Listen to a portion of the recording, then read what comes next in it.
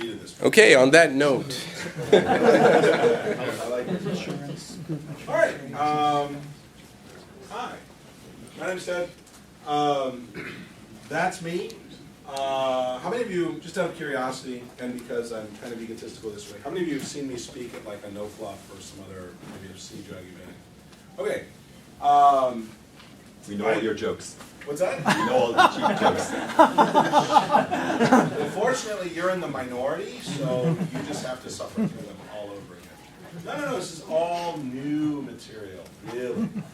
Anyway, that's stuff about me. I spent a lot of time in the Java space as well as the .NET space, as well as actually a bunch of different spaces.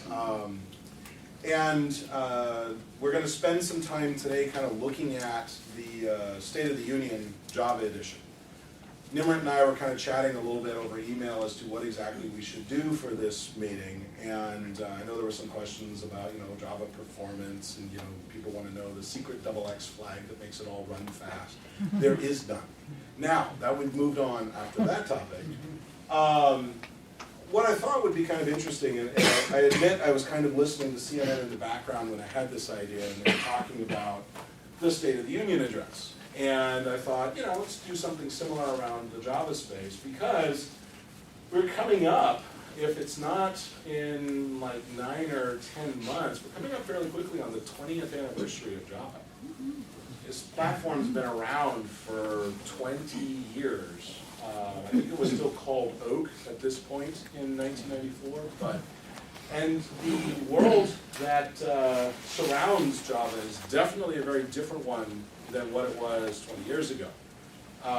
Matter of fact, you really want to kind of get an idea of what the world looked like 20 years ago. Actually, I can't because I'm not on the Wi-Fi. But if those of you who are online, Google Space Jam.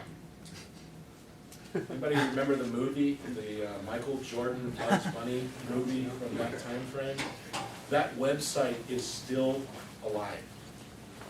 It is a wonderful experience to go back and look at what we thought was cool in the late 90s in terms of website design and whatnot. The world has clearly changed. It's definitely a different place than what it was 20 years ago. So I thought it would be kind of a good thing to sort of revisit some of this, go back over some of this. We'll obviously spend a fair amount of time talking about Java 8, but I also don't want to limit it to that because there's a lot of stuff going on outside of the Java world. And much as Microsoft is discovering, Oracle is also discovering that the borders at these technological boundaries are very porous.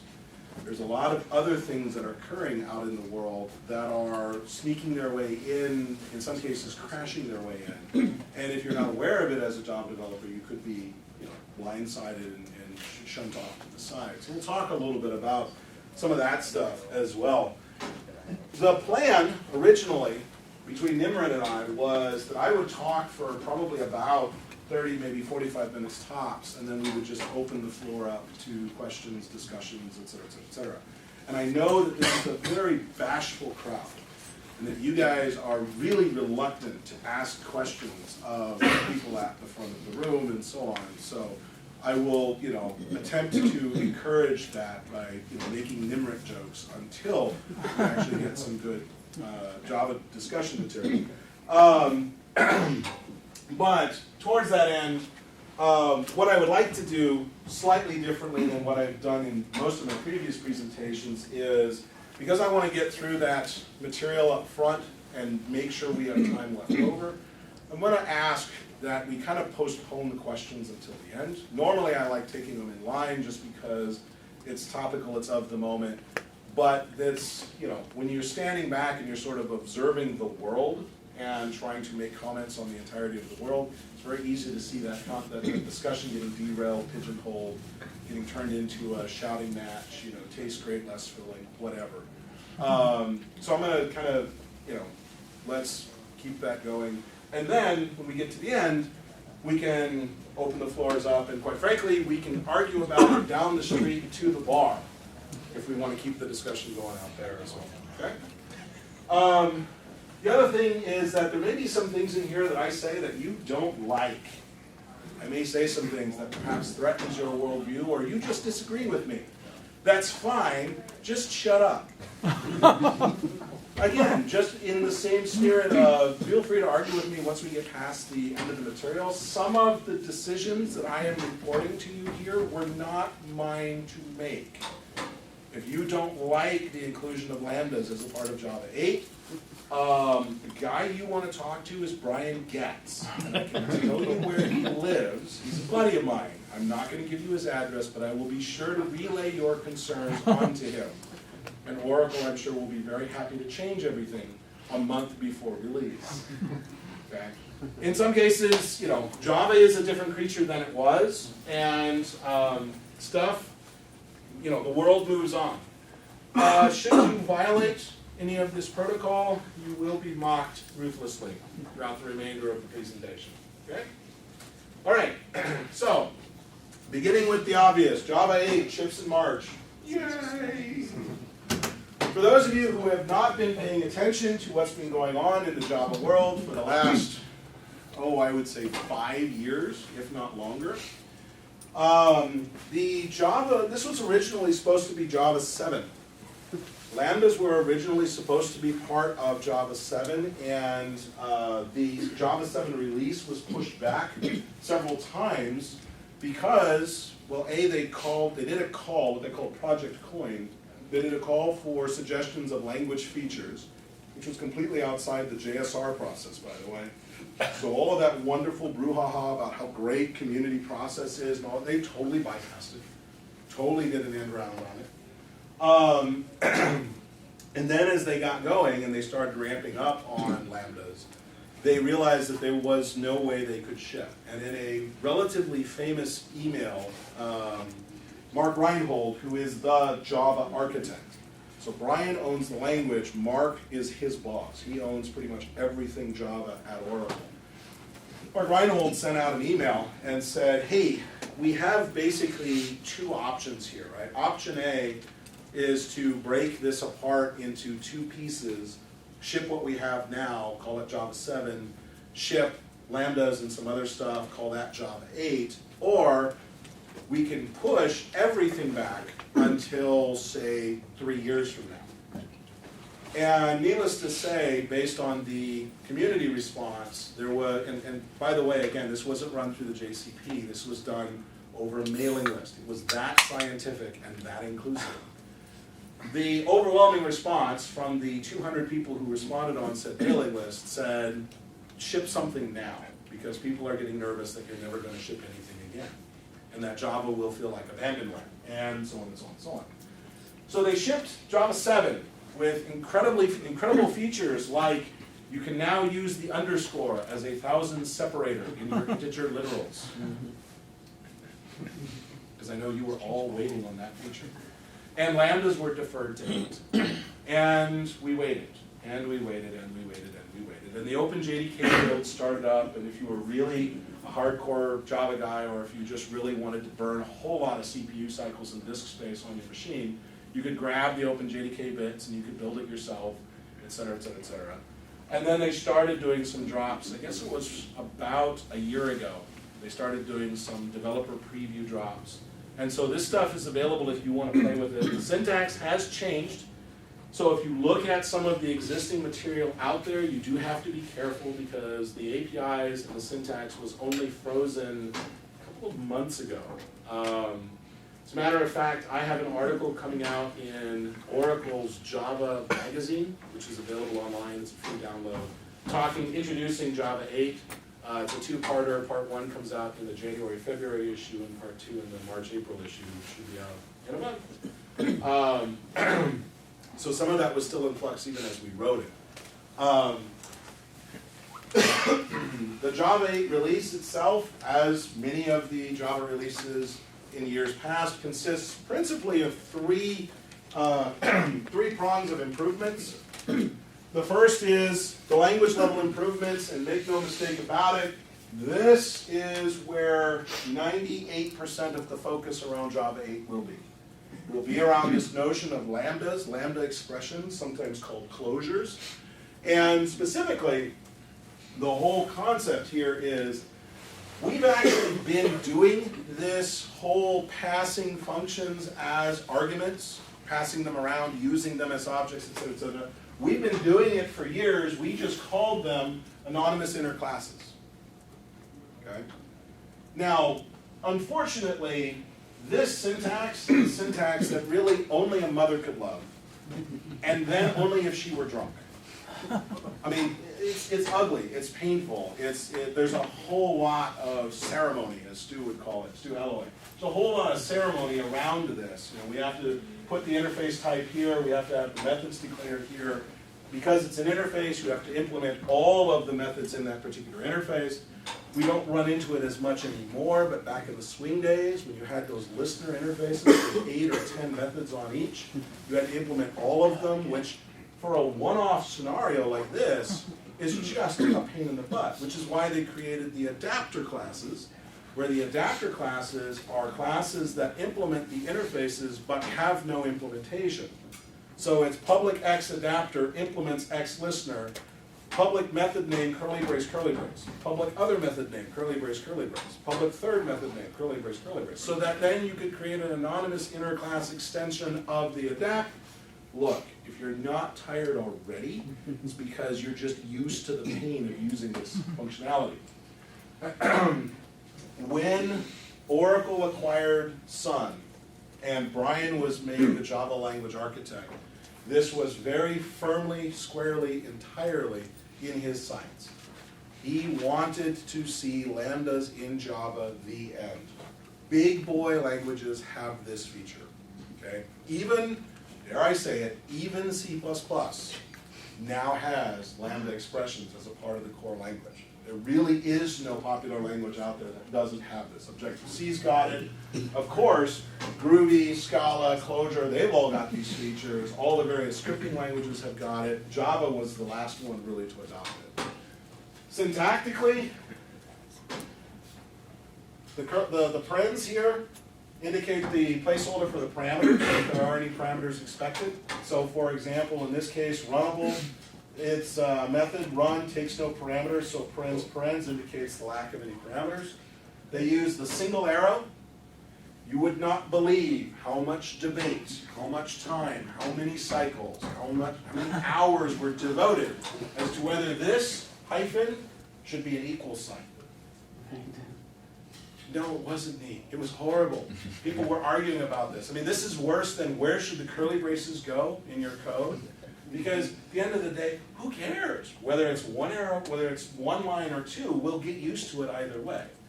Eventually, they ended up with this syntax, which of course pissed off the entire Scala community because they used the double line syntax. But the Groovy community is happy because they use the single line syntax. You can already tell that this was not going to end well. If you have a single expression that follows the arrow, then A, you can eliminate any explicit return. You don't have to say return. Whatever the return value of this expression will automatically be the return. And B, you can eliminate the curly brackets. And as a matter of fact, technically you can eliminate the semicolon, but here we see a semicolon because that actually terminates this R2 line. Okay? A more complete example down here, we see a comparator. It's a comparator of string, LHS, RHS. Notice what's missing. Type parameter names. This is a very, very, very, very, very limited form of type inference. It's limited to this exact case because the comparator interface has a method on it that takes a string and a string as a parameter, so the compiler can check that. And then it looks at LHS and RHS and says, I see 2 parameters. I know this method is expecting 2 parameters. The first is a string, the second is a string. Okay, it all lines up. These are strings. And then it will sanity check the remainder of the method to make sure that everything obeys standard string rules. In this case, you can see the curly braces, you can see the semicolon after the end of the curly braces, because that terminates the C line here. You can see system.out.println, return LHS.compare to. Again, the return type is inferred because we know it from the interface comparator. So there's a fair amount, I shouldn't say a fair amount, there's a small amount of type inference that's going on in here in order to make the code a little less tedious to write. Okay? Brian was really looking for a syntax that would be expressive, but also not require a whole lot of ceremony, because if we're gonna fix this, let's fix it. Let's make the problem go away. Now, you'll notice that in this particular case, I'm assigning the lambda to an object reference. In the first case, R2, in the second case, C.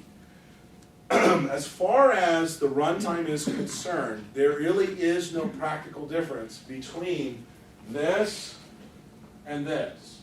They are both instances of type runnable. You can create a lambda around any interface that is what they call a SAM interface, a single autonomous method. I forget what the A stands for, but single method are the key words here. So if you have an interface that is expecting one method on it, it is a candidate for a lambda. Because it's fairly obvious to see that this body matches up against that one method, DM. If your interface takes two methods, you're going to have to do it the old-fashioned way. You're going to have to either create an anonymous interclass instance, or you're going to have to create a named derived instance. Either way, take your pick. Okay? Now, fundamentally, this is it. I mean, this is lambdas. This is what they've added. Now, there is a whole slew of rules that surround lambdas that, as a developer, you will have to get used to. Such as, when I, in fact, capture an enclosing variable. This, by the way, is where we get the term closures. Technically, a closure, if you ask the language wonks, a closure is a lambda expression that is able to reference variables in the enclosing scope. So in this particular case, this lambda expression here is referencing message from the enclosing scope. Well, in the old world of Java, you had to explicitly mark that local variable as final. And what a lovely pain that was, wasn't it? In the new world, you won't have to mark it as final. It will be effectively final. Meaning the compiler is doing some static code analysis. It looks at the value message here and says, if this remains immutable for the duration of the method, then it is effectively final. And the compiler can kind of sneak final in there for you, and therefore it can be referenced from this lambda, which again could be called, right? We're standing up the lambda here, but it may not be called here, it may be called from a completely separate stack frame, et cetera, et cetera, et cetera. That's why you had to stand those values up as final in the first place, so that they could be stored somewhere else other than the local variable call stack. But when we get down to other parts of the code, remember it's the reference value itself that matters. So here, message in the second case is effectively final, but we're making method calls on it to modify the contents of the object. Java does not care. Okay? So one of the things you want to do before you start wholeheartedly embracing lambdas in your code, you want to be comfortable with what happens in these kinds of scenarios. Right? Repeat this exercise with various int values, long values, wrapper values, et cetera, so that you're comfortable with what is final, what isn't, when can I modify a value, when can I not, et cetera, et cetera. Okay? Makes sense? All right. Now, occasionally you will want to reference, as a lambda, you will want to reference an existing method, or in some cases you want to take a bit of code that you would normally pass as a lambda and give it a name and store it. We call those things methods. You guys have been doing methods for a very, very long time. I shouldn't have to create a lambda to go and turn around and call into another method. This is what's known as the named method syntax. Oops. That's short. It's very short. The named method syntax actually looks like this right here, and I apologize for the font size, but essentially, person has a method on it called sort first names. So to reference it, to pass it in as a quote-unquote lambda expression, you would say, and you're going to love this, how many people did C++ back in the day? Person, : sort first name.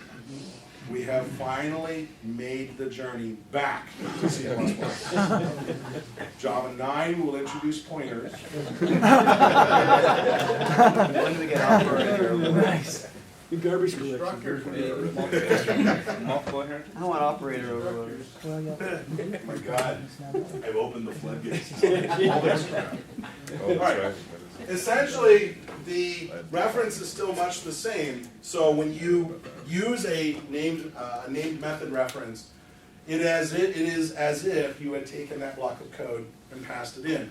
Now the interesting thing about named method references is that under the covers, guess how they're implementing this? Invoke dynamic. So when we pass person : source first names, when we pass that named method reference into, for example, arrays.sort or something similar, when we pass that in, under the hood, they're generating a small func that uses invoke dynamic to be able to invoke that method by name. This is an important realization because one of the principal criticisms of some of the various dynamic languages running on top of JVM is that invoke dynamic is slow. And that this is the reason why Groovy is slow, and JRuby is slow, and Jython is slow, et cetera, et cetera. Java is going to be using that exact same mechanism, that exact same opcode.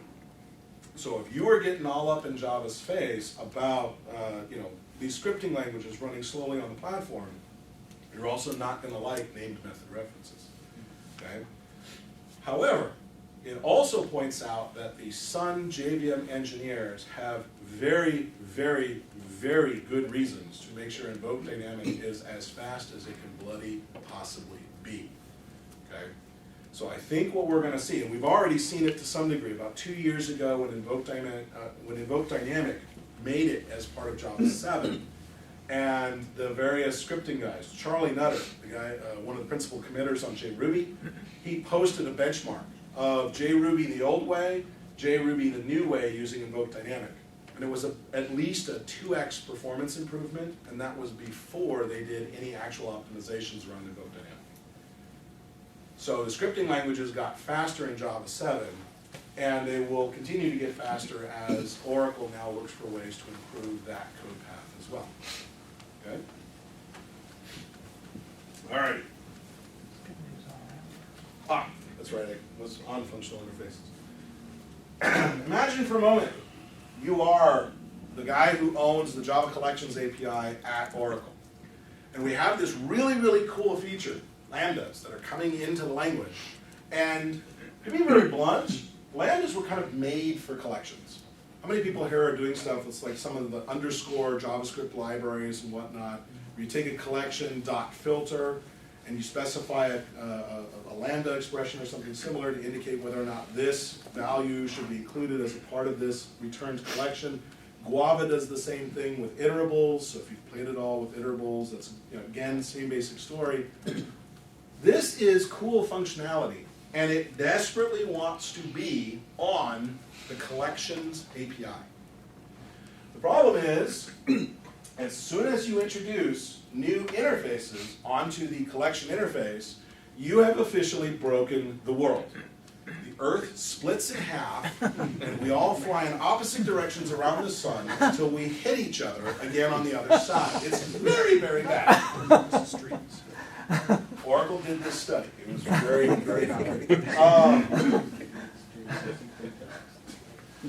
This is clearly a problem, right? This is clearly a problem because they need to figure out a way to introduce this new functionality without breaking existing clients, et cetera, et cetera.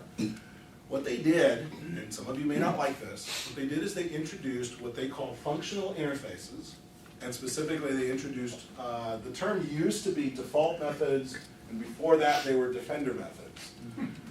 But and there was a reason, there was a rationale Brian ponied up for defender methods, and I'm like, dude, I just get this image of some bit standing outside the method with a shield and a sword. It's like, you can't take this method.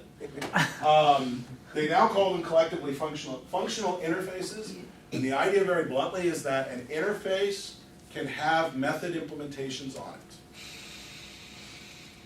But I hear somebody already getting deep breath. All right, I'm going to do battle with somebody. There are some severe restrictions around these methods. First of all, you may not use this. There is no this. Okay?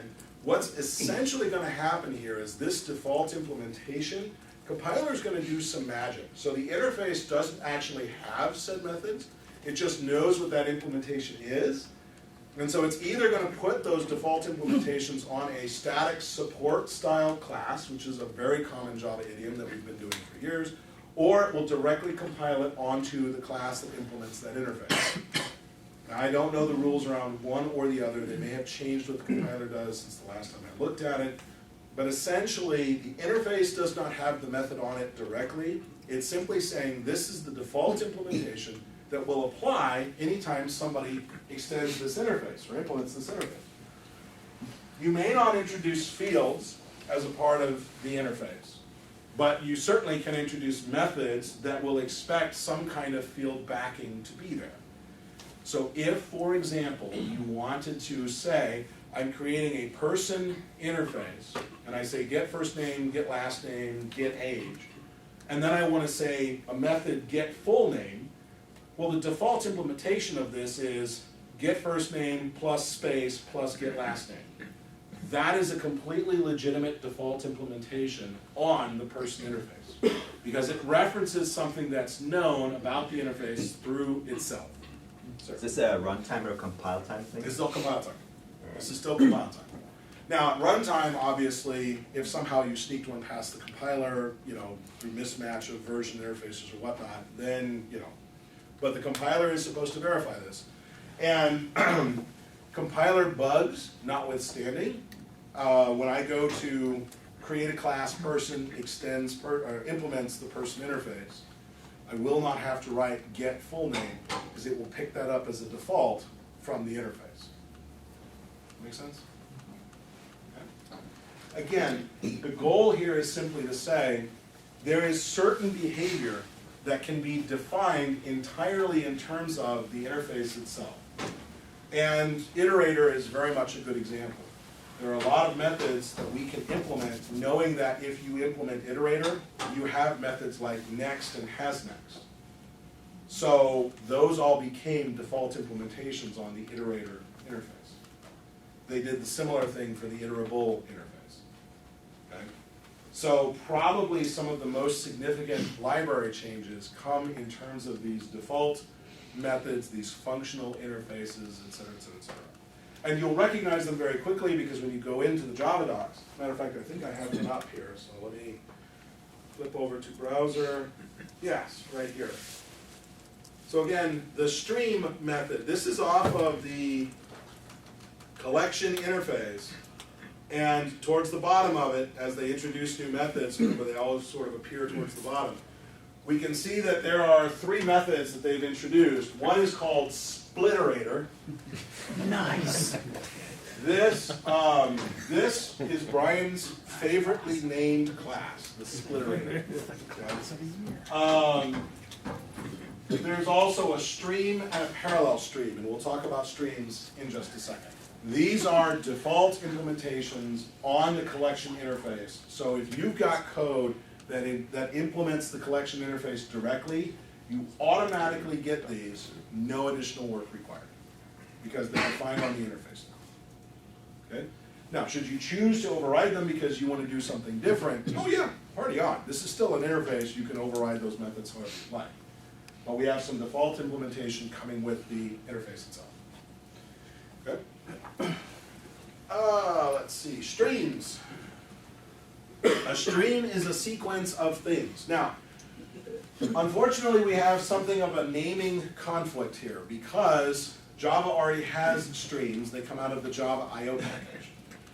This is not actually an unreasonable conflict. If you think of I/O, and if you think of I/O streams as a sequence of characters or a sequence of bytes, right, depending upon whether you're using the char-based streams or the byte-based streams, if you think of them as a sequence of things, so if it's an input stream, you're pulling them in from the console, input stream. If you're writing out, you're pushing them to, and it's a stream of values that the user will be consuming.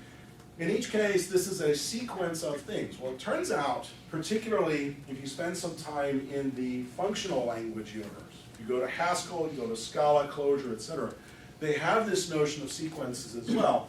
And as a matter of fact, they have this idea of an infinite sequence. Haskell actually has a way to create an infinite sequence that, again, by use of the word infinite, I really mean it never terminates. Because the way they set it up is they say, look, I'm going to create a sequence of integer values, and the way we get the next value is by taking the previous value and incrementing it in some fashion. The classic example of this is Fibonacci, right? Or any other sort of mathematical sequence. There is no termination because we never really run out of numbers. We just run out of space to store them. Well, to do that in a traditional collection is kind of a pain, because how do you instantiate an infinitely sized array list, right? Eventually we run out of memory. And this created some problems for us in the Java space. One of the classic things that the groovy guys used to love to do is they used to love to go around at the various no-fluff shows. They would say, let's create some code that will read a line after line after line after line from a text file. We just want to echo a text file to the console. Okay? And in Java, of course, we go through all the pain of opening an input stream, and we have to wrapper it with a buffered stream, the string reader around that, and we have to deal with all the exceptions, blah, blah, blah. So a lot of Java guys would go to the next most likely scenario, which is to say, all right, what I'm going to do is I'm going to create an array list of string. Once I go through all that pain, I'm going to create an array list of string, pull that entire file into memory, and hand you back the array list so that you can then take an iterator and walk through the collection. This is great if it's a 10-line text file. If this is a 10 meg, or God help us, 10 gig text file, this is clearly a non-starter for pretty much every JVM on the planet. If, however, we view that text file as a sequence of strings, a stream, and the stream knows how to produce the next value from the sequence. In this particular case, I read a line from disk, I keep the file open so I know where I'm at, I hand back that initial value. They process it, they come back for more. What's wrong with iterable? What's wrong with iterable? From Guava, you mean? Or, Oh, that's in well, Guava has this idea of being able to do exactly this kind of thing. Iterable itself simply says, I know how to produce an iterator, right? And if you wanted to create your own iterable class that knew how to produce this, again, though, iterable produces an iterator, which has next and has next. The next step, though, is to say if it's a stream, and part of the reason why they chose to call these streams instead of just bolting on top of iterable and iterator, there are some very, very subtle differences between processing a stream and iterating through a collection, says Brian. I can kind of see his point. I don't have any good examples to cite right now. The biggest thing that we get from stream is what we see here earlier, which is to say down here, this method, parallel stream. See, part of it is the way we build the rest of the code. When you call stream, parens, on a collection, what you get back is a stream object. And the stream object has a number of what we would kind of consider to be collection-like methods. Filter, for each, map, reduce, etc., etc. That takes a method, a lambda, and operates on each member of the stream as it comes through, right? Parallel stream, the API is identical, deliberately so. Because now, if you want to process, you're not just echoing this text file to the screen, you're actually processing each line out of a log file. Does it really matter the order in which you process them? Not really, if these are like IIS logs or Apache logs or what have you. You just want to count the number of visitors from that suspicious IP. That's something that can easily be done in parallel. So you can stream parens dot the rest of the API, or parallel stream parens dot the rest of the API. They're both streams, and now your code is running in parallel versus sequential. And they handle all of the threading stuff under the hood, so you don't have to. And that functionality, that support wasn't present as a part of iterator, because do you really want to think about parallel iterators over an array list? Now again, if you choose to transform a collection into a stream, and you choose to consume it in parallel fashion, Well, Oracle has already figured out how to do all that stuff for you. And again, when you get into the parallel stream, you don't know the order in which these things will be processed. They're going to continue to draw. There's all kinds of very lovely concurrency-related discussions around that stuff, right? But it is a different way of programming, and it is one that you're going to spend some time wrapping your head around if you've not seen sequences in other languages before. If you've done seq, SEQ from Scala, very, very similar.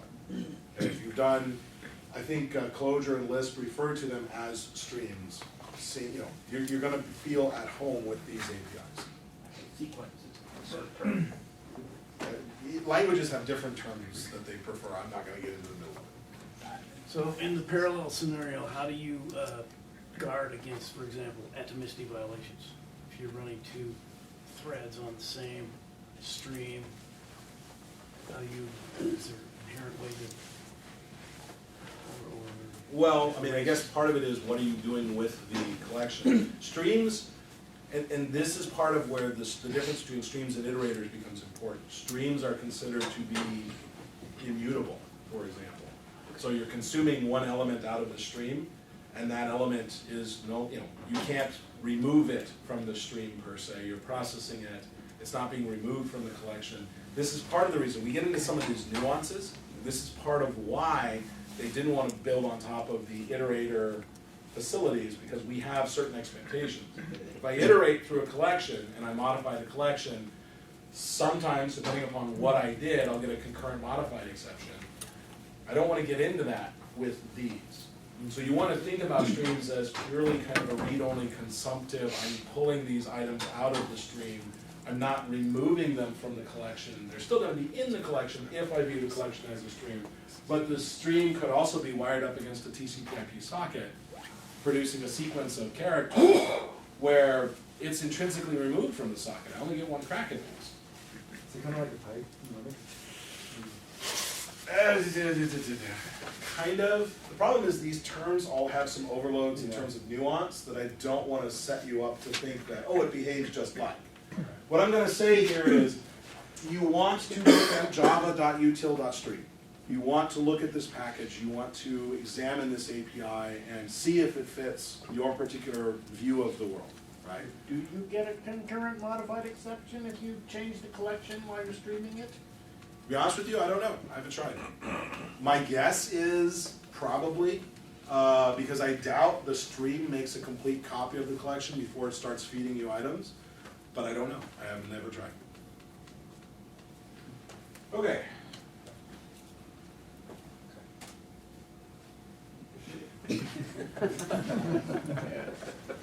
Any questions?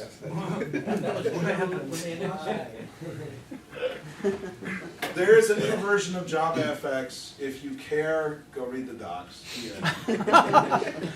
But this, finally! How many people are familiar with Joda Time? Yeah, because Java Util Date is just that badly broken. It was supposed to make it in for Java 7. There was some debate arguing that was going on around the JSR, around the expert group, about some fairly relatively small element about Joda Time. But the expert group didn't think that they were baked enough to ship as a part of 7, so it was deferred to 8. It is here. You can use it. It is wonderful. It is, however, not a drop-in replacement for Java Util Date. So if you're not already using it, you will have to rewrite code that processes dates, because you will have to think about time zones and local time zones. And there's a very, very specific way of thinking about time that Joda Time espouses. Right? When I say it is 9 o'clock, what do I really mean? It is 9 o'clock on this day in this time zone, or am I saying it's 9 o'clock local, which means I don't really care about the time zone because you and I are in the same time zone.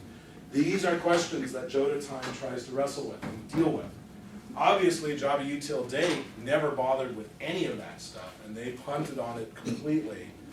So if you're still using Java Util Date and you're going to start using Joda Time, you want to factor some refactoring time into your plans. So maybe it's more fair to say it's a replacement for Java Util Calendar, which tried to do.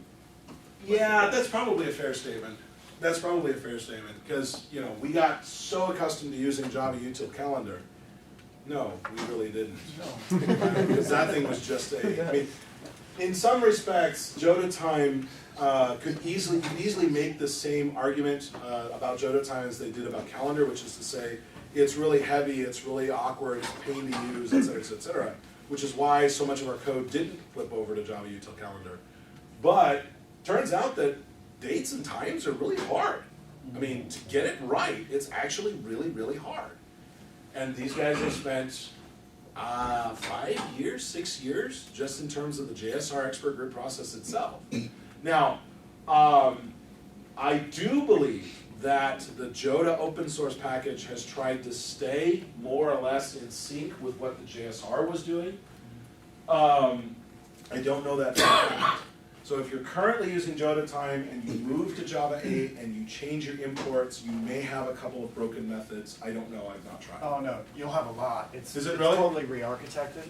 Okay. So, which is good. It's even better than Joda was. They've really made it leaner and cleaner in terms of the concepts. There's of even the more classes. classes. No, it's fewer. That's what's interesting. There's- It's fewer. Yeah, it's actually interesting how intellectually how the movement went from Joda being so good to this being even better.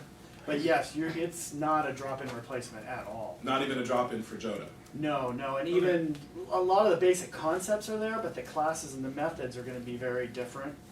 So yeah, you get a learning curve if you know Joda, but at least you'll, some sort of Conceptually, it's translation. just you're Yeah. relearning some method API Yeah. calls and whatnot. Yeah. Okay, cool. And the good news is there's a lot of question and answers on Stack Overflow on both Joda and the new, it's java.time is the new package. And the guy that does Joda and the new package is actually on Stack Overflow a lot. He's even Stephen doing, Colburn, or? yeah, Colburn. Yeah, he's even doing his own, put the question up and the answer. Basically educating us through Stack Overflow. Sort of the Stack Overflow equivalent of a frequently asked questions list? Yes, Just keep exactly, post yes. this ahead of time? Yeah. That's a neat trick, I'll have to remember that. So how can it have fewer classes? Just do one thing. I noticed they make an explicit distinction between dates with a time zone ID versus dates with a time zone offset. Yes. So you have an additional set of classes which can Yes. be useful. Yes. Like I said earlier, turns out that representing dates and times is ridiculously hard. Keeping that stuff, keeping track of that stuff is ridiculously hard. And trying to think about offsets, just the difference between when I started a task and when I ended the task, if it happens to fall right across daylight savings time, right? And all of a sudden there's an extra hour that either gets added or removed if you do sort of the naive time calculation. Plus, if I started the task in Pacific time, I hopped on an aircraft and I flew to New York, ended the task. I mean, that's great from a consultant's perspective because I'm billing you for the hours, right? But then going home, that was my own time. I wasn't actually working on anything. So you only fly in one direction. If you do the Neil Ford thing, that's all you ever do, is you just fly east, right? He's actually done the round the world thing a couple of times, so that's just ridiculous. Anyway, so, yeah, good. All right, Nashorn. Anybody remember Rhino? Rhino was the JavaScript implementation that shipped as a part of Java 6, and actually, you guys know the story behind Rhino? It's kind of a fun one. So the story here was that, you remember 1997 timeframe and Netscape? You remember when they were a thing? Remember when they were a company? Remember when they actually had a building and people working in the building and whatnot? Remember JavaGator? This was back in the 1996 timeframe. This is in the Java 1011 timeframe. And Netscape decided that because of the whole write once run anywhere thing, they were going to build a browser in Java. Because they would build it once and it would run on all the platforms. The end. It's so perfect. You couldn't get on board with this story. Needless to say, JavaGator never actually shipped. As a matter of fact, it really never got off the ground. And as a part of the JavaGator implementation, of course, they were building a JavaScript engine. Well, Netscape, when they finally decided to pull the plug on JavaGator, they fired all the guys who were working on it, but somehow missed the JavaScript team. The JavaScript guys, the Rhino guys, showed up at work one day to figuratively an empty building. Not only had their boss been fired, but his boss had been fired, and his boss had been fired. It's office space in real life. Except their paychecks kept coming. Nice. And so they're like, what do we do? We'll keep working on this. Why not? I mean, you know, we're still getting paid. This is what we were supposed to do. So they continued to work on Rhino, very carefully, not trying to raise any alarm bells about, you know, what who they are working for, what they're working on, etc. They literally were under, you know, they were under the radar. And then one day they announced via the open source community that they had shipped, and Netscape at that point went, oh, that's who those guys are. But by that point it had shipped and people were, you know, interested in this, and so JavaScript was starting to make a comeback, blah, blah, blah, blah, blah. Suffice to say, Rhino has persisted for years as a Mozilla open source project, and then in Java 6 they brought it into the JDK as a whole. This is what you use when you type, what is it, JScript, or what is the command line tool in Java? I'm forgetting it now. You can actually run various scripts using the baked-in scripting API from Java 6. It's like JScript or Java S or something like that. I can look it up in a half second if anybody's curious. Like Bean Shell? No, not Bean Shell. Java 6, they incorporated an API similar to Bean Shell as a part of the stock JDK, and they shipped the Rhino implementation as a part of the JDK. So buried inside of every Java 6 JDK, you have a full-fledged implementation of JavaScript ready to run. Anyway, Rhino was a great piece of software. It was old, and it was slow, and it didn't have a lot of the performance optimizations, et cetera, et cetera, et cetera. So Attila Zaghetti, who's now working, I believe he's working for Oracle over in Europe, actually started a project called Dynalang, specifically for building dynamic languages on top of the JVM. Oracle hired him and said, hey, can you bring some of that magic over to JavaScript? And so he built a from the ground up replacement of Rhino called Nashorn. Now, one of the questions that's fairly reasonable to ask is, you know, why do I care about JavaScript in Java when I have all this Node running around, right? Well, the Node engine runs on top of V8, Nashorn runs on top of the JVM. Okay, does that really buy me anything from a Node perspective? Sort of. Oracle has been making some noise around the idea of trying to be able to either A, adapt the Node package structure to be something that you could consume from inside of Nashorn, or to create their own ecosystem around Nashorn, similar to the way NPM packages work. I really hope it's the former, because there's a lot of really interesting stuff going on in the Node world that Nashorn could very easily tap into if they just sort of followed the same structure that NPM uses. This is still a little up in the air. They did announce Avatar, which is kind of the, I don't want to call it a Node replacement, but it's definitely in that same spirit, JavaScript on the server, specifically running inside of application servers, web servers, et cetera, et cetera, et cetera. So this is kind of, they're bundling this along with things like Jersey, which is the JAX RS implementation for doing REST-like APIs. They're putting all of those things kind of collectively together in terms of the open, how they're positioning it, right? How they're marketing it. If you go to avatar.java.net, you'll see links to those other projects. They clearly kind of see these guys all working together somehow. Okay. The point is, going forward, it's not Rhino anymore, it's Nashorn. Sir, a question?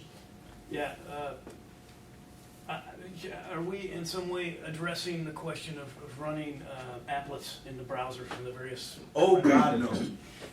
That's not what we're answering here. No, this is not about running applets in the browser, right? Because applets were all Java based anyway, right? So that's Java bytecode. And Java FX, that's how we do applets in the browser. Because now we know how to do it right. Because, you know, Microsoft Silverlight, they got it wrong. Adobe Flash, they got it wrong. All those guys are stupid. Java FX, however, no, this is a completely different story. This, in many respects, is about JavaScript on the server. Because that's basically what Node is, right? And so there are a lot of server-side frameworks that the Node guys have been going, you know, hog wild crazy about, because, hey, they can answer requests across port 80. Because nobody's ever been able to do that before the Node guys developed it. In a lot of respects, there is a phenomenal amount of redundancy between what we see in the Node world and what we see in the Java world. But there is a tremendous amount of mojo, if you will, around the JavaScript language right now, particularly for doing some of that stuff on the server. And this is one way to sort of capture some of that and say, hey, we could do JavaScript on the server, but now you're running on top of the JVM, which your operations guys already know how to administer, monitor, recover, deploy, et cetera, et cetera, et cetera, et cetera, et cetera. But are they gonna bump us? Are the JavaScript guys, are the script guys gonna bump the, They're gonna the try. apps programmers? They're gonna try. And it's But gonna you- be you- really fun to see the look on their faces when they re-implement EJB in JavaScript. And we will just laugh. I mean, that's exactly what's happened to the Ruby on Rails community, right? The Ruby on Rails guys, Rails was initially all about these really lightweight, quick to develop websites. Rails, Rails 4, in some respects, has as much crap in it as the Java EE specification does. So they're clearly reaching to that larger corporate levels of trying to address those larger problems and integrate with those other messaging toolkits. And as a result, they're kind of bogging down. The JavaScript guys will go down this path as well. Because anytime you get to money, money says big company says, so I have this COBOL server, and I want you to rewrite it all in JavaScript. And this 25-year-old JavaScript, Node.js wunderkind is going to be like, oh, I know how to do that. We'll do it all with callbacks. So it'll be EJB plus callbacks, because that'll make it all better. Yeah. And we will laugh, because it will be funny. But Oracle would like to see both of them succeed, right? Oracle doesn't care what language you use, as long as it's running on a JVM calling their database. In fact, more cycles is better. Absolutely, absolutely. Okay, moving on. Nimrod, how am I on time? I don't see a clock anywhere around. Keep going, 8 o'clock. 8 o'clock, all right. Well, we'll keep going. There's a couple more concurrency tools that are showing up in Java 8. They're called accumulators and adders, specifically for doing the very common things that we often want to do. I spin off multiple threads. I want to count the number of times a thing shows up. Okay, here's an accumulator just called accumulate.add, and it will take care of all of that, all of the concurrency concerns that you have. Very simple, very specific, solitary purpose, concurrent implementations. Very similar in some respects to like the Java util concurrent atomic classes. Atomic Boolean, atomic int, et cetera, et cetera. Again, Doug Lee was involved with this, which means not only do you know that it's well designed, it also actually works and is in fact thread safe. How many of you have ever gotten, yeah, I knew somebody was going to applaud this one. How many of you have ever gotten an out-of-memory error and the JVM says, but I have plenty of heap space? Correspondingly, how many of you have ever run JBoss? Because you get this same problem with JBoss. They were always notorious for class loader class leaks because classes are allocated out of PermGen. Biggest VM change to Java 8 is PermGen dies. It goes the way of the dodo bird. And in its place, they've spun up what they call metaspace. Because at the end of the day, the JVM still has to have some place where it can allocate all of the metadata about your classes. That information has to come from somewhere. But metaspace is actually just another heap.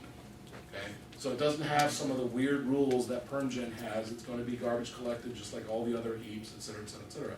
So when you're looking at your JMX-based monitoring tool, you're going to see another heap labeled metaspace, and it will have a size associated with it. And you can set what the metaspace size will be, and you can set verbose GC. And probably the biggest thing is they've got some benchmarks where they run some code against Java 7, which loads a ton of classes and then crashes with an out-of-memory error. They run the exact same code under Java 8 with the exact same settings, and it loads a ton of classes and then recycles them. Okay. The other thing is that Oracle is actually trying, in some respects, to figure out ways to make the JVM more out-of-the-box self-tuning. This is not a particular feature that they can point to, but what they're really trying to do is they're trying to make the JVM be a little bit more inferenceable.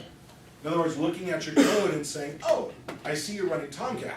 Let me go ahead and flip myself automatically into server mode, right? Or I see you're firing up, you're loading swing classes, or you're dealing with classes that are referencing UI, or what have you. Those are very gross level kinds of things. But they're really trying to eliminate the 12 paragraphs of XX flags that we have historically tried to set on our servers because we know better than Oracle how to configure the server. Oracle is kind of planting a stake in the ground and saying, no, you really don't. And we believe that we do. And so one of the whispers that's coming out of Santa Clara is that Oracle is actually silently ignoring more and more of those XX flags. Now, whether that's a good thing or a bad thing remains to be seen. Okay? But certainly, if you start to see, for example, Oracle coming out with some guidance that says you don't have to set the ratio of the heaps, and you don't want to have to set the size of the Eden space, and you don't want to have, you hear them messaging that at Java 1. That's part of it, because in some respects, to be very honest with you guys, the more we become dependent on those XX flags, the more we constrain Oracle in terms of its implementation of the JVM. Because we expect those flags. We expect there to be a certain number of heaps, and we expect them to be a certain size, and so on and so forth. They would prefer to have the flexibility to say, you know what, you spin up a JVM, and we notice you're on a 64-bit piece of hardware, and we'll automatically spawn off a 64-bit VM in its place. I don't know if they'll do that. I'm totally making that up. But if we don't constrain them in various ways, they could do some of those kinds of things under the hood. Okay? Let's see. Does anybody still use Java EE?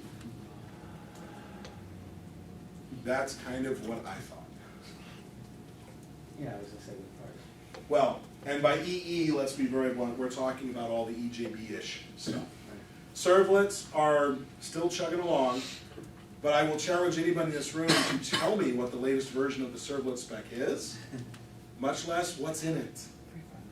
Because servlets have become kind of they're just part of the infrastructure now that we bake inside of Tomcat or Jetty or what have you. The other thing, though, the other interesting trend that we're seeing, though, is there are a lot of Java server implementations that are coming out that are not servlet-based at all. They spin up their own socket, the end, because they feel like they can do a better pipeline. We don't want to have to be, beholden to the servlet filter, XML configuration, annotation configuration. We don't want to deal with any of that. We have a very different way of looking at the world. The Play framework from the Scala environment is a non-servlet based environment. Now they can still export to a WAR file, although Play doesn't officially support that the last time I looked. There are some utilities that do that. So you could run on Tomcat if you wanted to.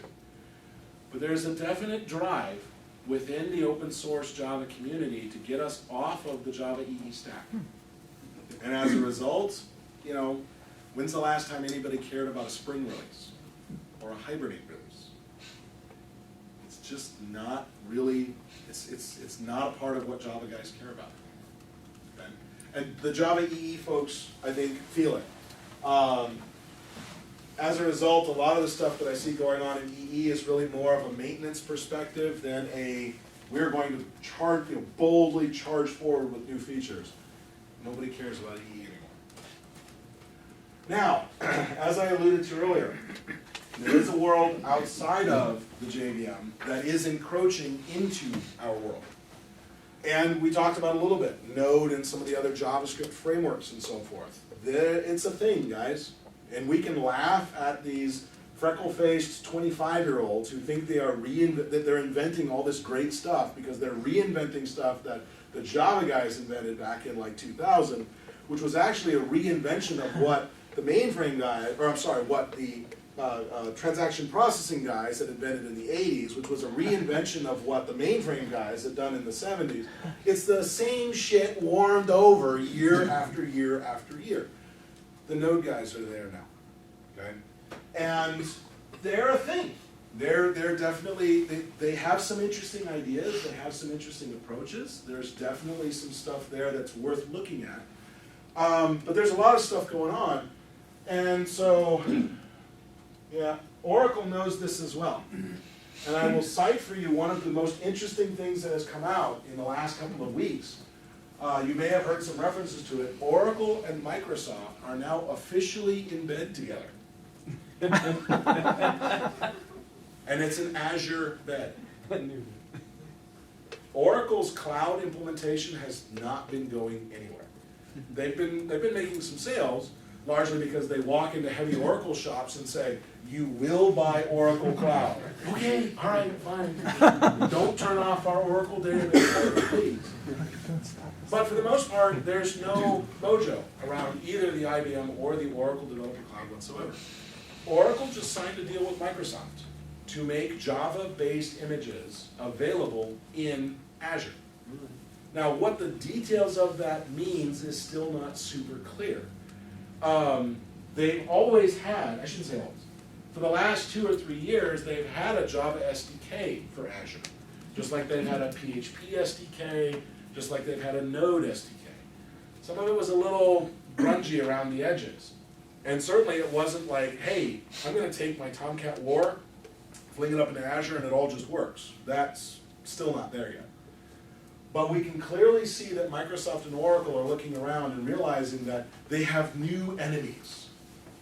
And in some cases, you know, their enemies are not who you might think, Google and Apple. In some cases, their enemies are this growing Node community or this growing Ruby on Rails community or what have you. They're realizing they have different enemies than they did 5 to 10 years ago. Chrome OS. Chrome OS, well, AWS. Chrome OS is anybody's enemy but their own right now. I think it's Amazon that's there. Yeah. Amazon is pretty clearly their enemy, at least in the cloud space. And Amazon, you know, they take all comers. You want to run Ruby in Amazon, you want to run Java in Amazon, they'll run whatever the hell you want because they built their cloud off of the idea of virtual machines that you could stack up however you want and sort of built up from there. Microsoft was actually touting the fact that you could run Linux on Azure a year ago or something like that. I don't know how well that's working out for them, but Oh, they'll stand up the Linux VMs very easily, and they actually just, was it a month ago? They actually announced kind of a gallery of Azure VM images. So if you want an image that's running Fedora. no. But my point is they're playing catch up to Amazon. In some respects, yes, in some respects. But they also have, by having explicit Oracle support on board, they will also be in a better position, you know, to talk to, you know, Oracle partners and say, hey, you want to run on a cloud? Let's run over here on Azure and let us show you. And much of the cloud analysis that I have seen, now of course all of that stuff is biased, but a significant majority of the cloud analysis in terms of costs have routinely put Azure at the best cost band in terms of the power that you get. Now, I don't know if it's true. I haven't sat down and run the numbers myself, but enough people, I mean, unless Microsoft is spending a whole lot of money to tell people to write this stuff, I believe it, that it's at least a cost-feasible option against AWS. Because for some of the little stuff that I've done, Azure has been better than AWS. Actually, lately what I've been reading is that most companies, when they do the analysis, they find that the clouds are kind of expensive, especially for stuff that runs all the time. Yes. The cost savings in cloud is in the time to spin up instances, not to keep instances up and running. That's been true for many, many years. And if you sit down, I mean, if you've got a server environment, right, you've got 15 servers that you're running on a regular basis, in some cases, purely from the cost to stand up the hardware, install the software, turn it on, run the electricity, et cetera, it's much more expensive to do it in the cloud. Where a lot of people think the cost savings comes from is A, those guys are on the hook to keep them running. Your guys are not, which means you get to fire your guys. Except then when the stuff fails and you look for somebody to blame, you have nobody to yell at.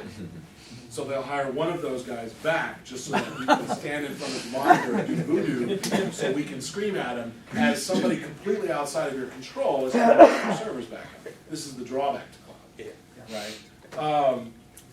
Companies are still sort of wrestling with how much public cloud versus how much private cloud on-prem. That's still a thing too. right? People trying to sort out that hybrid solution. And I do think that that's going to be something that we're going to sort out for the next half decade, right? How much local stuff versus how much, public cloud, Amazon, Heroku. Because then when you do get /dotted, you want your server instances to spin up. Talking about the web, guys, I was not a believer 2 years ago. I thought that this was, an absolute crap idea. Gotta say, I'm a convert.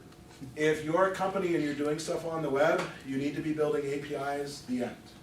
And if you need to convince your boss of this, I will tell you to do this. When you get home, Google Marvel Web API. The Marvel Universe, the people that brought you the X-Men and Wolverine and the Avengers have put the entire Marvel Universe at your fingertips through a web API. So that's what convinced you.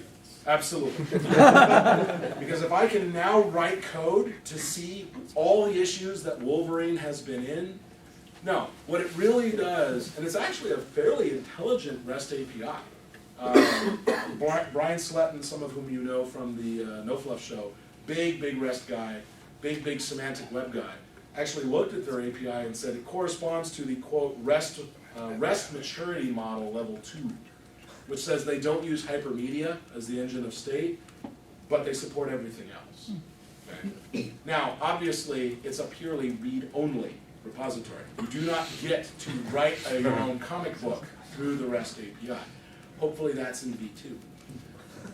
But if a comic book company can look at their assets and realize what an API can do for them in terms of enabling mashups, in terms of enabling application development, I'm sorry, I don't care where you work. I mean, even if it's another entertainment company that maybe has its own collection of characters that people might be interested in finding things out about. I don't know, do you guys know of one? I can't think of one. They got Marvel too. Yeah, and this, I mean, again, this is another way where, the DC universe just sucks. Period. I've been a comics geek for a while. Anyway, point is, if a comic book company can do this, obviously this is something that if you make money, if you do business, you really want to look into this. Now, some of the criticisms of this approach are that you lose SEO, people still want to do stuff on the web, et cetera, et cetera, et cetera.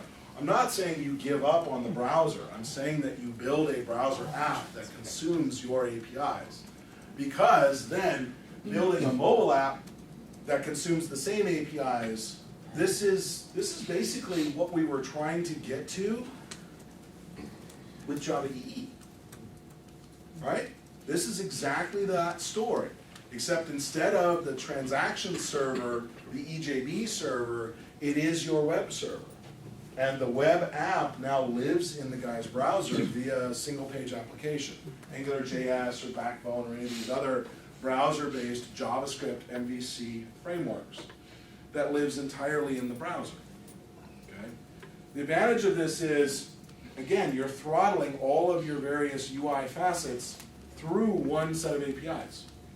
And it's being done over HTTP using XML, JSON, whatever, which means that it's accessible to everybody. Now, of course, accessible to everybody means hackable by anybody, which means you have to think about security. Guess what? You always had to think about security. There are a lot of web applications out there that say, oh, we'll go ahead and store the super secret security token in a hidden form field where nobody will ever see it. Those companies do not exist anymore, for good reason. You always had to think about security. So this is where you're going to secure your API with something like OAuth, and there are thousands of libraries for being able to use OAuth from Android, from iOS, from Windows Phone, from, God help us all, BlackBerry, right? You can build out all those different UIs if your company is large enough to need them, or you hit the big three. Web, Android, iOS. Call it good, you're done. Okay? Speaking of OAuth, the next Yes. Wingdings session will be on OAuth. The next, the Wingdings group. Yep, Yes, next- yes. When is that? I guess next Tuesday. Next Tuesday. And where is that? Come on, give a plug to the group. Well, someone will send an announcement to the mailing list, I guess. So That was I a weak float. plug, man. It's downtown in Pioneer Square. There you go. Better plug. Parking We is think as the group bad is as disappointed with you. parking is as bad as up here. Do you think Google's closure answers any of those security issues you were talking about in the? No, I really don't. Google's what? Closure. C-O-L, so there's closure, C-L-O-J-U-R-E, Yeah. which is Rick Cheney's Lisp on the JVM. And then there's closure, C-L-O-S-U-R-E, because we're running out of names.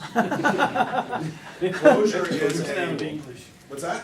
We're running out of English, that's why you have to invent words like, That's because closure is cool, right? Everybody uses closures. You mean closure script? No, there's, This is closure though. this is where I punt and say Google closure. Seriously, Google has a compiler which transpiles into JavaScript called Closure.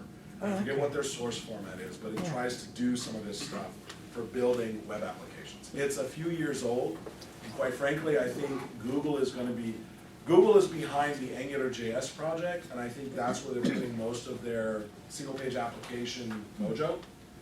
Angular is definitely gathering a lot of attention and energy. So if you're looking for an SPA to get behind, Angular is a good one. And you meant to say Google closure.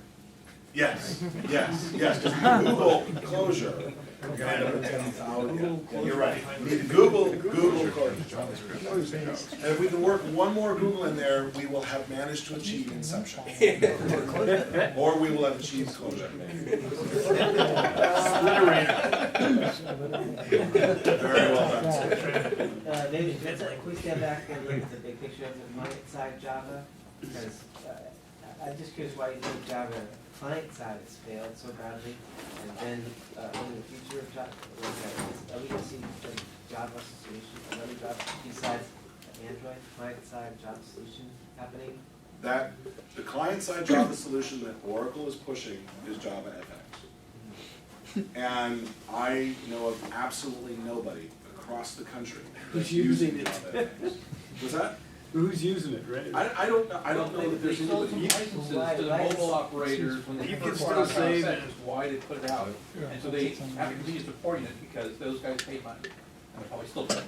But nobody else cared about it. You can save Adobe products in JavaFX format. Yeah. You can still do it. So for client side, there's still some rich client frameworks that are holding out. Well, there's Swing, and of course IBM still does SWT.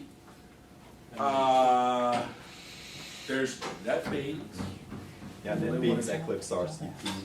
Well, NetBeans is built on Swing, if I'm not mistaken. I mean, there's been really no Swing enhancements there's really none in 8 that I know. I think that's due to the ACM graphics library I don't know what it's due to. that has Personally, recently come out. I think it's long overdue that we just accept that client-side Java Yeah. is done. It's done. Unless you're talking about Except for Android. Android. It's Android. Yes, it is Android in the mobile space, right? Mobile, I mean, but Android on a desktop, I think, is a non-starter, right? Because we're all pitching our desktops and going to tablets and phones anyway. So Android is your, I think I've still got it. There's that funny stuff that they're doing where you can run Android in Chrome OS, right? So there's That I weird don't know. shit happening there. I forget what they call it. Well, as far as Android's concerned, there's always weird shit happening. Somebody figured out how to hack Android and run it on the Raspberry Pi. Well, it was a Google thing. But think Be what that you as it can may, do if you- weird shit is happening in the Android space. That doesn't mean that it's gonna filter into our, I don't know that's gonna filter into our world, quote unquote. Nimmer. But won't it be interesting now, though? I mean, Java 8 changes like closure and stuff like that. So Oracle's changing the language, but Android's still going to support the older version. We don't know what's happening with, I don't know what's happening with Android and Java. I mean- The lawsuit kind of appeared to fizzle. Yeah, it's gone. Right? I mean, it's pretty much, dropped any weight that it might have had. And I don't know if, honestly, I missed the news report or something. I don't know if they settled or the judge simply looked at Oracle and said, go home, you lost. I don't know what happened. But at the same time, Oracle takes every opportunity to point out that Android is not Java. Yeah. So I don't know what happens with respect to Java 8 and Android. Now I know that I know that Java 7, you can use Java 7 to compile Android code because I'm doing it now.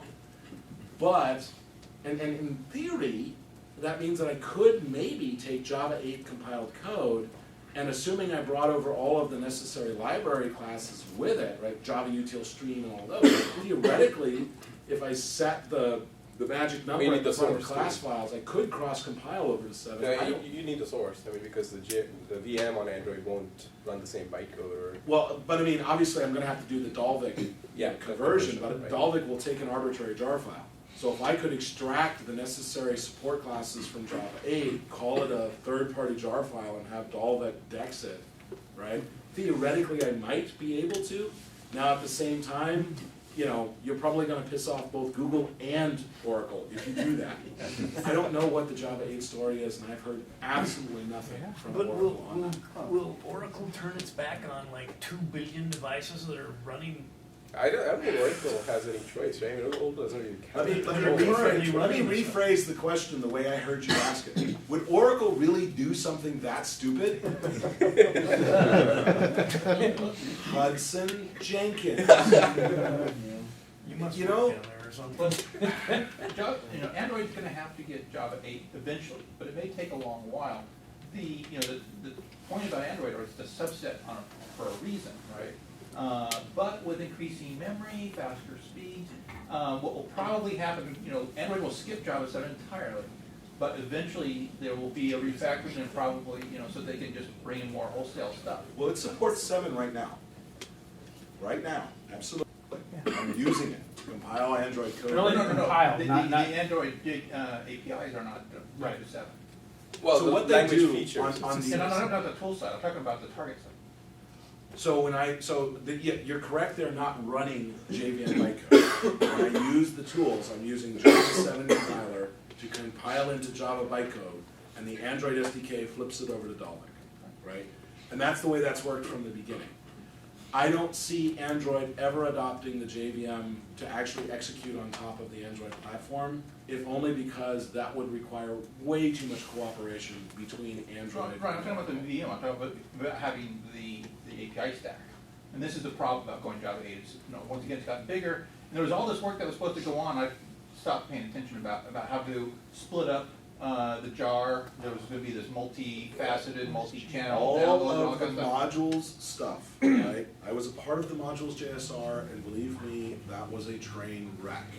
That JSR was officially killed, right? I mean, there was an email that No, went there was to. this, there was this split jar loader scheme and everything. Oh, It was supposed to be. You do not know. I'm in a heavy place. Isn't that on the table for Java I'm not 9? going down that. That had nothing to do with it. Jigsaw? No, what I'm saying, but those issues about how can you get to subsets of the jars, so you can have them different smaller platforms, that becomes issues that Google will need to address in order to bring. Google has that their big own step. way of Yeah. addressing it. They're not touching that with a 10-foot pole, nor will they ever. Google's perspective is that they use Java C to compile to Dalvik bytecode. Yeah. That's their perspective. That's part of what Oracle was suing them over, by saying, when you do that, you're not building Java. You are deceiving all of the innocent Java developers out I'm there. not talking about the lawsuit, I'm talking about, people are gonna want streams, they're gonna want all the rest of the APIs, Okay. and how are they, and they're gonna have to come up with a way to do it. And I think what's going to happen is, at some point, Google is going to approach Oracle and say, what's it gonna take to let us put Java 8, to use that as a part of our tool chain? And Oracle will say, we want this.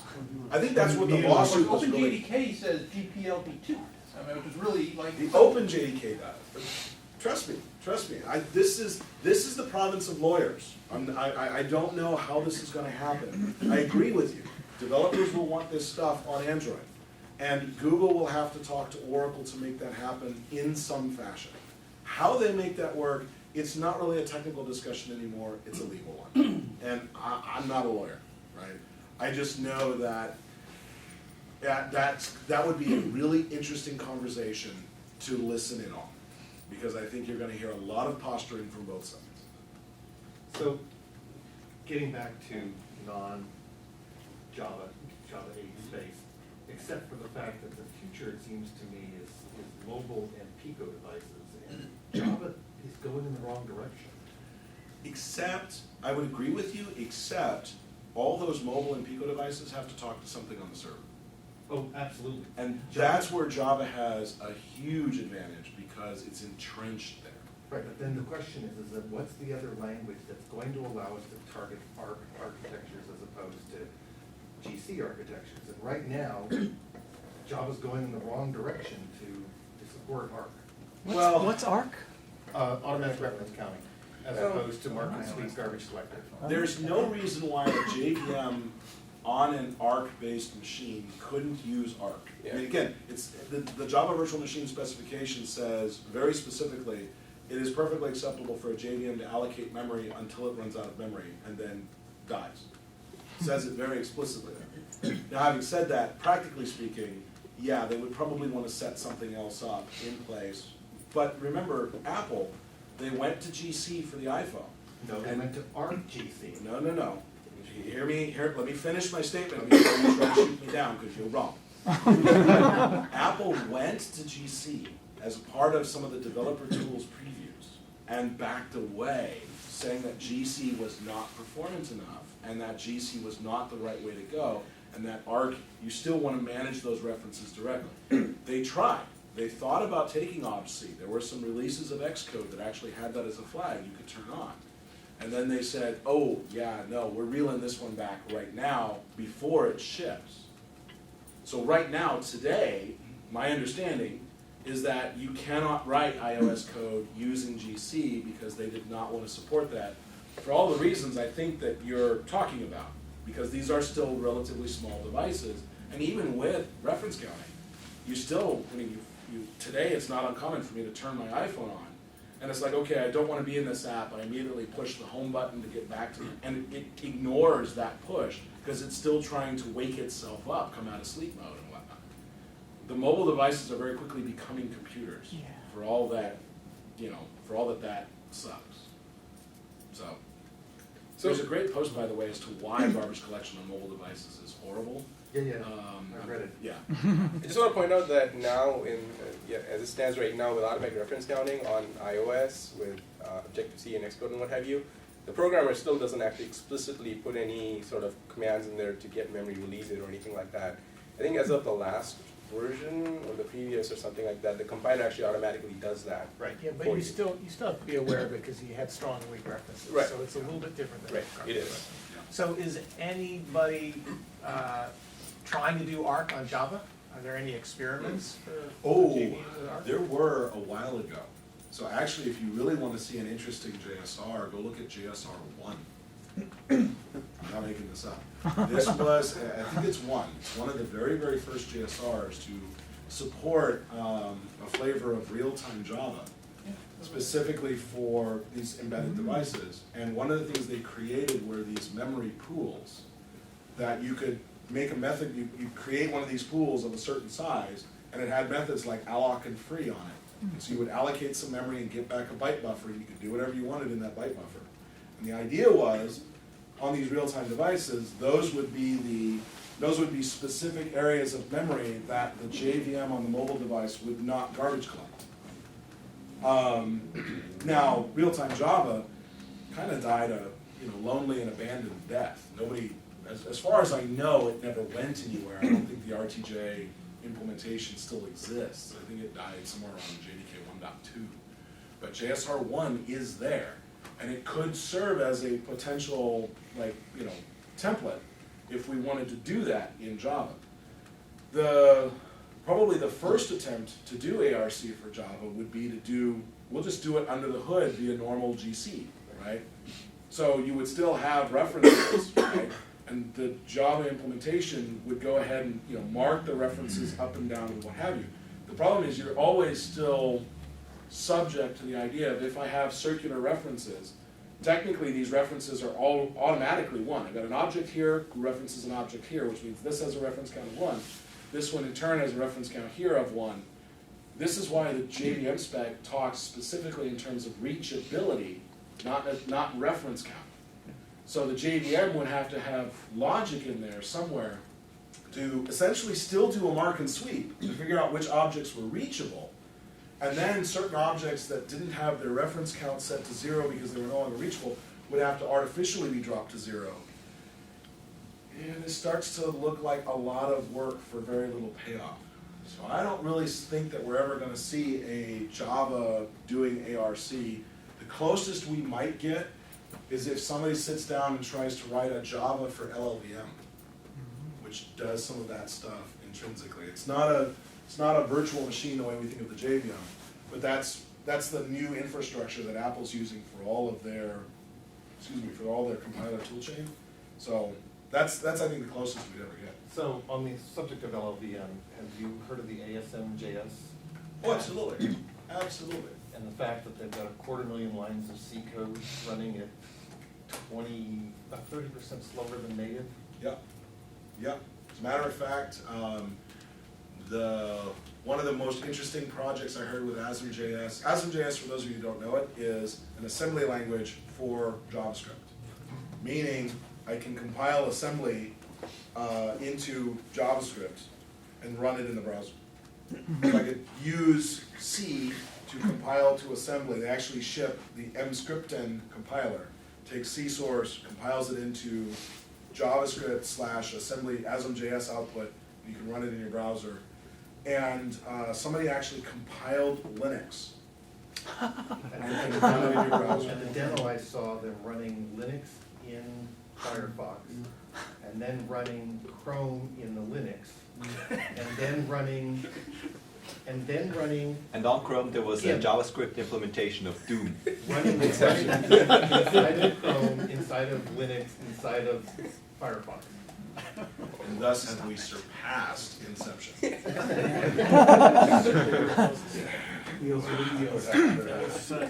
So can you promise that Oracle will never bring Java modules back? Try to. Oh, no, I can't. Did they learn their lesson? No. Well, because here's what happened, right? The JSR for doing modules, we started by looking at, for example, .NET assemblies. We said, okay, it's a fairly approachable thing. And then the Maven guys joined the expert group. And they wanted to have modules, downloadable repositories, all of that stuff. And then we kind of said, no. That's not really where we want to go. Well, then the OSGI guys joined the group. And they wanted to do their particular brand of hell. Within the JVM, by the way, OSGI plus Maven inside the JVM. This is the world you want to live in. Seriously? Well, and that basically put an end to that JSR. But then, and this is getting towards the end of Sun's tenure, right? This is when they decided to do away with expert groups and JSRs and go to this notion of projects. Project Coin was where Java's, all the Java 7 language features came from. Project Jigsaw, get it? Pieces fitting together. Project Jigsaw was modules again that were going to solve all of the various problems that you've referenced before, and it collapsed. Jigsaw never even made it to a working reference implementation. They couldn't get anywhere because it turns out that this is not an easy problem to solve. Nobody has solved it effectively. I think a lot of people didn't want to solve it with an Well, at the end of the day, it's definitely a problem. I mean, as soon as you start looking at, I mean, you look at some of the scripting languages, right? You know, Node, Python, Ruby. What they do is they just pull all the compiled source down. They just pull the source down, right? It's not compiled. They just, we'll just copy it, bonk, onto your machine. After you've been writing JavaScript code for a while, do an npm list, and then walk away because it's taking that long for it. And you look through the list output, and you can see that, oh, okay, here's a package that depends on a package that depends on version 0.1 of a package. Here's another one that depends on a package that depends on 0.2 of the same package. Here's another one that depends on 0.3 of the same package. The Node guys basically punted on all of this versioning stuff and said, we'll just copy the entire internet to your machine. Because they can, because it's all source. But with functional packages, it's just like, you can't. But see, this is a You part of can't the share problem. common versions, there's no such thing. This is a part of the problem that some of these versioning schemes, particularly if we want to have compiled versions, compiled libraries, we have to reason about all of this stuff, and it's not an easy problem to solve. I think they're gonna try at least 2 more times, and I think they're gonna fail each time before we just say, you know what, copy all the jars, the end. Just do a Google search for every jar file on the internet, copy them to your machine, That's OSGI. make it a class path issue. That's OSGI. Maven says just pick one. OSGI says pick all of them. No, Maven says I'm gonna download them all even if you want me. Well, We only want to run there's that. a lot of entertainment to be had in how small can you make all the world's jars. The great compression game. You're right. I was just gonna say that, I mean, there's compile time, dependency management, runtime dependency management. And these two are and should be different things. Right, so I wish people would know that. FreeBSD ports obviously is a very successful example of source package management and Maven and all the rest of these things. Most Linux package management systems do a pretty good job of runtime dependency management. I mean, it's doable. It's doable. The Linux guys are approaching it with a slightly different mindset, and they still run into some of the same problems. Yeah, I mean, But- it's never going to be perfect, right? Yeah, well, and the worst part of it is at this point Java doesn't have one, so the attempt to put something on top of is Also- almost an impossible. So you just choose whichever one you want. I mean, Yeah. I mean, OSG or whatever. the Mac has the same thing, right? They've got this concept of frameworks, and the frameworks have version numbers, and which framework depends on which one. And Mac sort of punts on it and says, you know what? If you end up with 3, 5, 7 versions of the exact same framework on your machine, so what? Disk space is cheap. That's kind of how they punt on the problem. This is not a new problem by any stretch, but it's also very much not a solved problem by anybody. So I have a question on a different topic, that you have Java. So now that you, as you said, like we have services, right? And a service usually comprises of multiple machines, multiple things that have to. And it's not like the old days where you had to write this portable code, like you see that had to run on Windows, and you had all these FDEFs around it, right? We have VM at the hardware level. So then the whole JVM is another question.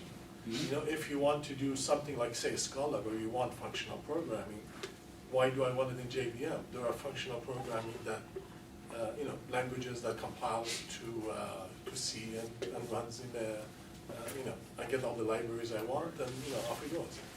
So it seems like the whole JVM aspect of Java is under question. If you're moving to a more, if you need lambdas, if you're going that direction, then it's like, why do I need JVM now? Well, in many respects, I don't think the JVM is under fire in that respect, partly because there are a lot of companies that have a lot of Java code running in their operations data center. If you walk up to them and tell them that you're going to have to convert all of that over to native code, they will rip you new holes. This would be people that are using Azure, AWS. And when you look at something like Scala, it's supposed to be a Java language, but they rewrite everything. Even they have their own build system. They can't use it. They have to do something. Because I mean, how many build systems have we had over the years? Everybody has to write a new build system, period. But it also has certain requirements that probably Maven is not designed to do. Then they have to have another service. Well, SBT uses Maven under the hood, just like Maven uses Ant under the hood, just like Gradle uses Ant under the hood, et cetera, et cetera. So in some cases, they're incrementally building on top of this. And part of it is that SBT wants to do things differently than the way you do it in Gradle or in Maven or in Ant or in that kinds of stuff. But I think they want to take a more Scala-esque linguistic feel to it, right? Right, exactly. Build a Scala class to represent your dependencies.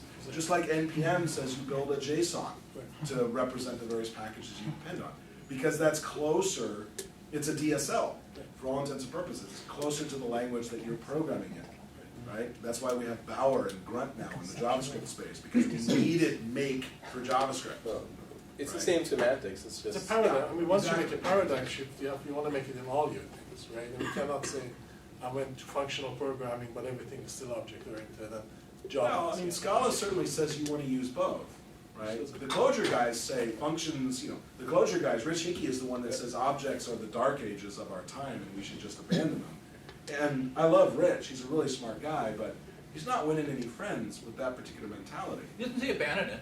What's that? It doesn't abandon them. Just that you Oh, can't do if you anything get him useful. drunk, he says abandon. Code that needs to And it's scale, hard be to focus. concurrent, and all that kind of stuff, you have to abandon on. Yeah, no, it's very short. It's like half a beer, and he says, "We should do all of it." Really. I mean, the other thing, though, the thing that I think we need to be very careful about here is even if you go to Azure, if you go to AWS, et cetera, these companies need to monitor and manage those cloud instances. They need to have insight into what's happening.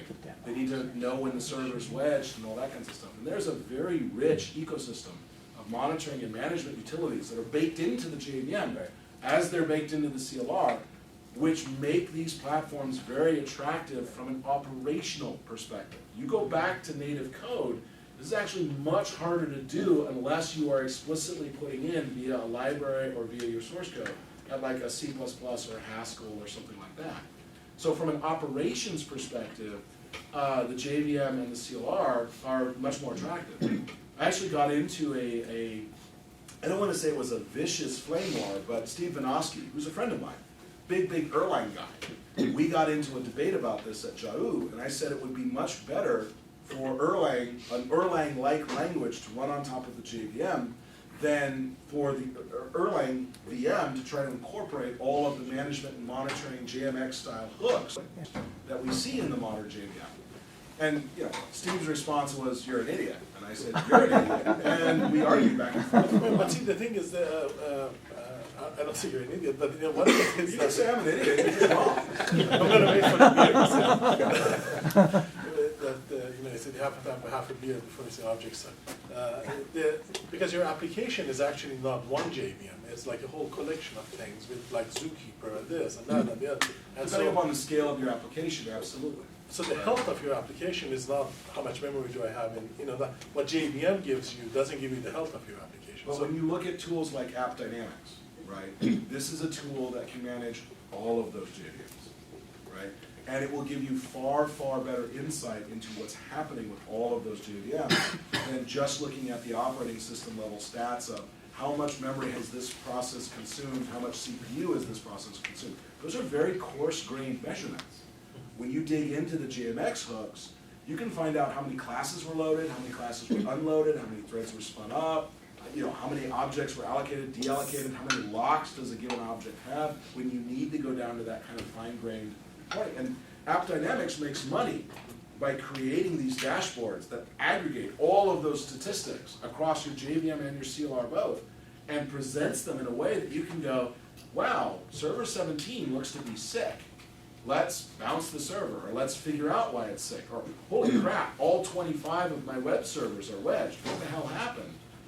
You have that degree of support and monitoring and management and so forth that would be harder to get with native code. So you're saying management is the key, okay, let's say. But Well, then that's like one JC, aspect of you know, garbage collection or portability is not. Portability is not a real big problem anymore, but certainly from the standpoint of, dear God, if I have to think about new and delete again, I am retiring and taking up something less stressful, like, I don't know, being a mercenary in Somalia.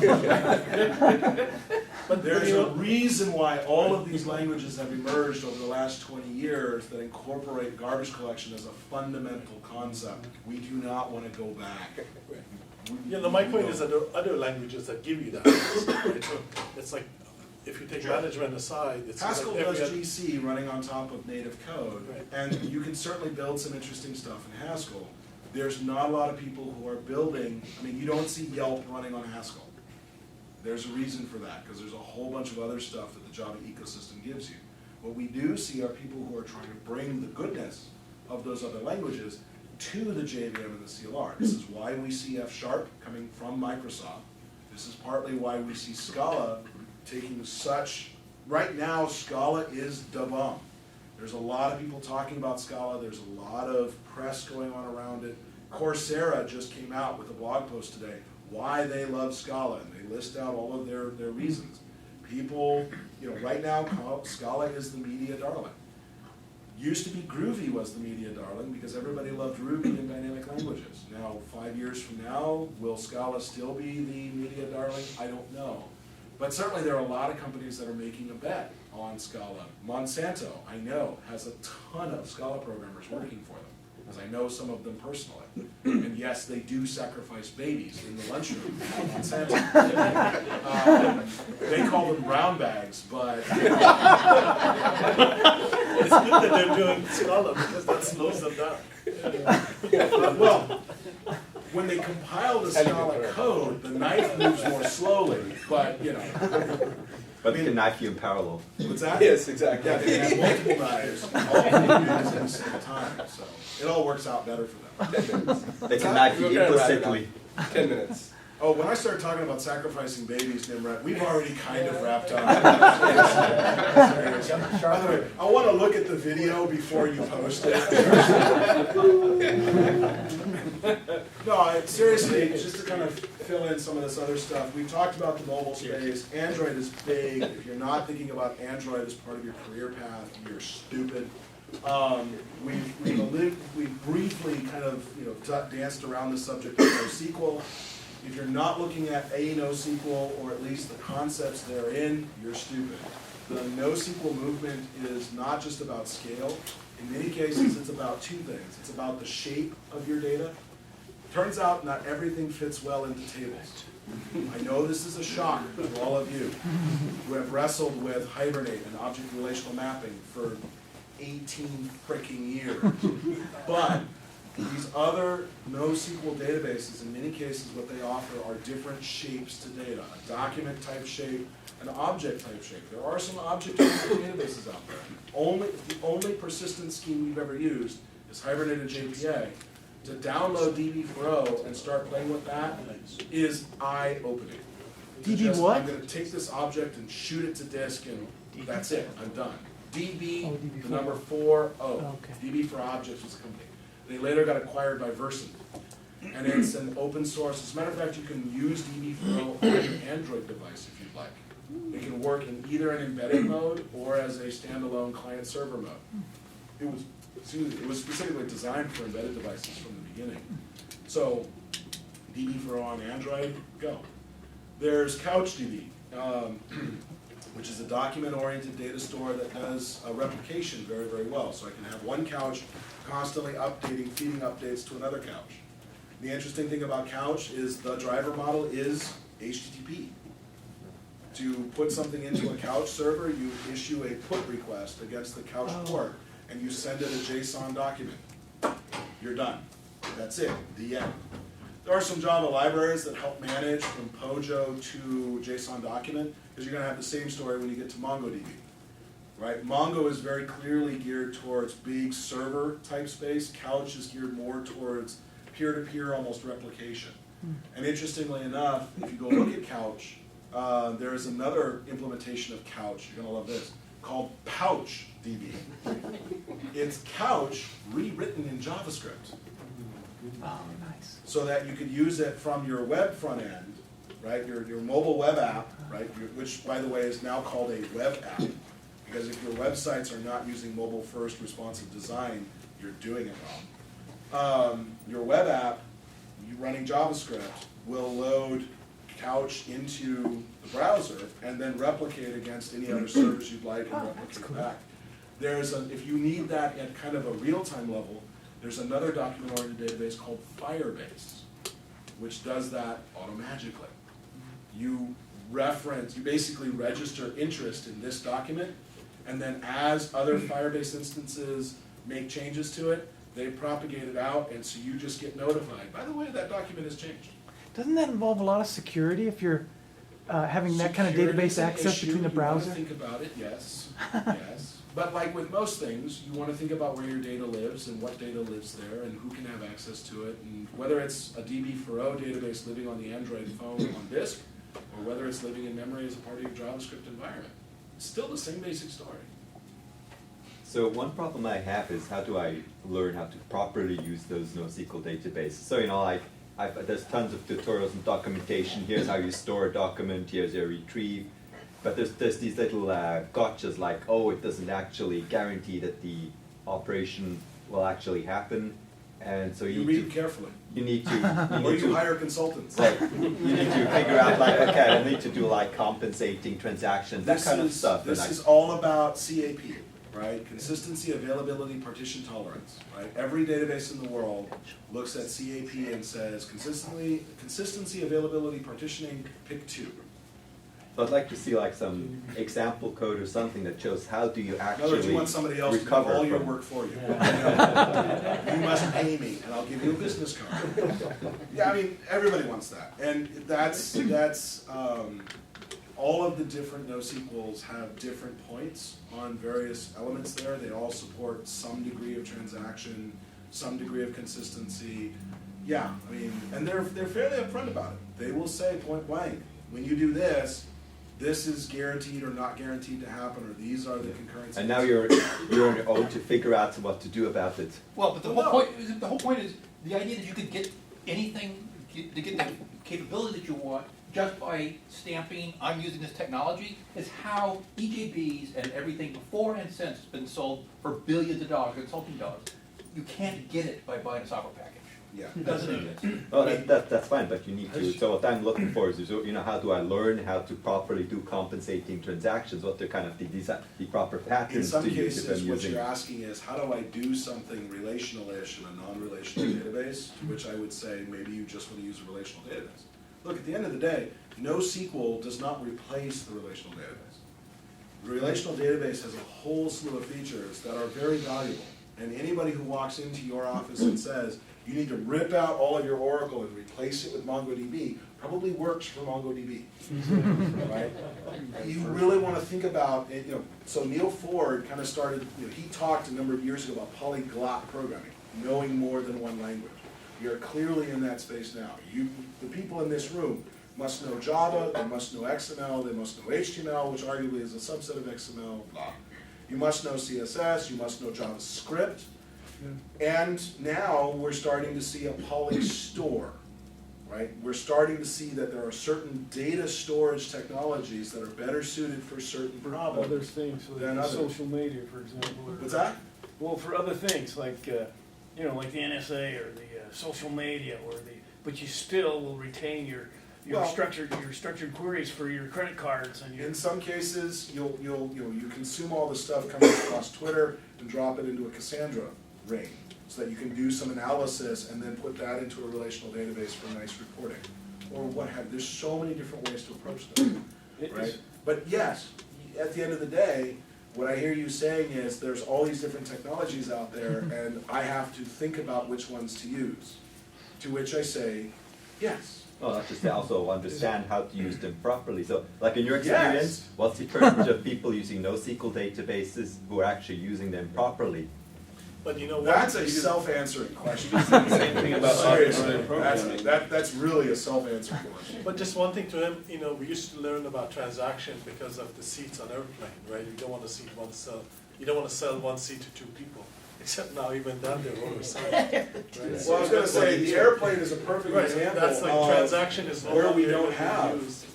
we don't have consistency. No, they don't even want the transaction. They don't. Because they want to Because they don't oversize. want, what they don't want are the transaction locks, because they have to do stuff at scale. And that's really where a lot of that NoSQL stuff came into play, is I wanna do this stuff at scale.